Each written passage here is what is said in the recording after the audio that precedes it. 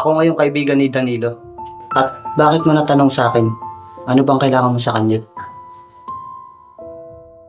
Ano sasabihin ko dito? Sabihin, nanggagawa ka ng vlog about sa akin. Tsaka, ako naman yung dating kasintahan na mama mo. Gumagawa ako ng vlog about sa case ni Danilo. Kasi na-curious ako.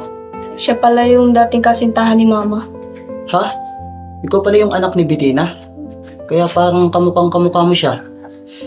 Kung sa akin mo tatanungin si Danilo, walang nakakaalam kung paano siya nawala. Ang alam ko lang, noong araw na nawala siya, makikipagkita sana siya kay Bettina.